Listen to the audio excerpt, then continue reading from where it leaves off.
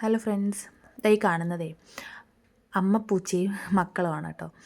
ഇത് നമ്മൾ വീട്ടിലെ പൂച്ചയല്ല, നമ്മളിവിടെ ഈ എവിടെയോ പ്രസവിച്ച് നമ്മൾ പിന്നെ ഇവിടെ എടുത്തുകൊണ്ട് വന്ന് അങ്ങനെയാണ് കേട്ടോ. യവന്മാർ എങ്ങനെ ഇടയ്ക്ക് ഇങ്ങനെ എപ്പോഴും കാണത്തൊന്നുമില്ല. ചിലപ്പോൾ ഇവിടെ നിൽക്കുന്ന കാണാം, പിന്നെ മതിലിൻ്റെ അവിടെയും ചെടിയുടെ ഇടയിലൊക്കെ ഇങ്ങനെ ഇരിക്കുന്ന കാണാം.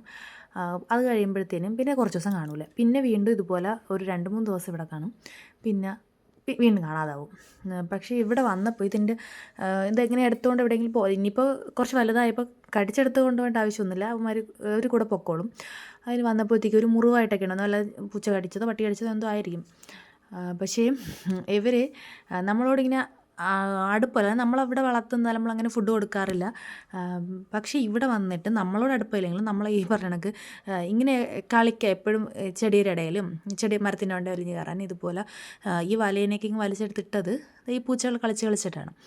പിന്നെ നമ്മൾ കുഞ്ചൂസിനാണെങ്കിൽ കൂടുതൽ അടുത്ത് പിന്നെ ആ പൂച്ചകളെ എടുത്ത് ഇങ്ങനെ അതിൻ്റെ എടുത്ത് കളിപ്പിക്കാനും അതിനും ഇതിനുമായിട്ടൊക്കെ അങ്ങ് പോകാൻ നോക്കും. അതുകൊണ്ട് ഒരു മടിയുണ്ട്. കാരണം ഇനി വല്ല മുറിവ് എന്തെങ്കിലും പറ്റുകയാണെങ്കിൽ അത് നമ്മളെ വീട്ടിലിങ്ങനെ വളർത്തുന്നത് നമുക്കൊരു വിശ്വാസമുണ്ട്, നമ്മളെ വീട്ടിൽ മാത്രമേ പോകുന്നത്. ഇത് പിന്നെ അങ്ങനെയല്ലല്ലോ, അതിങ്ങനെ ഓടി നടക്കുന്ന പൂച്ചയാണ്.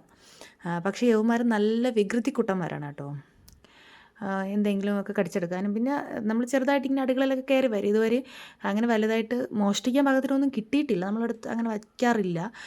പക്ഷേ ഇപ്പോൾ അടുക്കളയിലും സ്ലാബിൻ്റെ മണ്ടയിലൊക്കെ നമ്മൾ കതവ് തുറന്ന് കിടക്കുകയാണെങ്കിൽ ചാടി കയറാൻ വരും കേട്ടോ.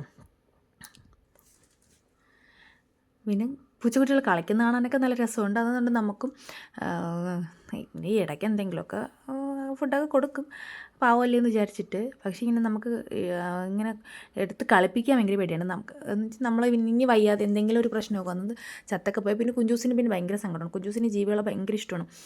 പട്ടിയാവട്ടെ പൂച്ചയാവട്ടെ പശുവാവട്ടെ എല്ലാ ജീവികളോടും ഭയങ്കര ഇഷ്ടമാണ്. ഒരു കിളികളോടായിരുന്നാലും പിന്നെ മീനൊക്കെ ആയിരുന്നാലും പിടിച്ചുകൊണ്ട് വന്നാലും പിന്നെ അതിൻ്റെ കൂടെ അതിൻ്റെ അങ്ങ് സ്വന്തം എന്തോ ഒരു പിന്നെ അതിൻ്റെ കൂടെ ആയിരിക്കും എപ്പോഴും.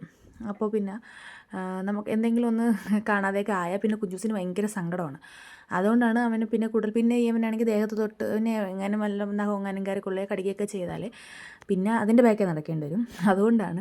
പക്ഷേ ഇവന്മാർക്കൊക്കെ കുഞ്ചൂസിനെ ഭയങ്കര പേടിയാണ്. കുഞ്ചൂസിനെ കാണുമ്പോഴേ അവത്തൾ ഓടിക്കളയും.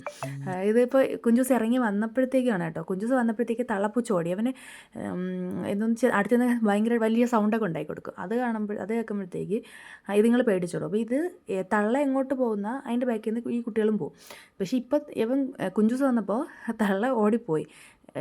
ഈ കുഞ്ഞുങ്ങൾ കണ്ടില്ല കേട്ടോ. ഈ തള്ള പോയത് ഇവരറിഞ്ഞില്ല, അറിയാതെയാണ് വീണ്ടും കളിക്കും. ഇപ്പോൾ നോക്കിയപ്പോൾ തള്ളയെ കാണുന്നില്ല. തള്ളയെ കാണാൻ കേട്ടോ ഇവിടെ നിന്ന് നോക്കുന്നത്. തള്ള നമ്മൾ കാറിൻ്റെ ഇടയിലോട്ട് കയറി, ഇവർ കാറിൻ്റെ ഇതിനകത്തൊക്കെ കയറി ഇരിക്കാറുണ്ട്.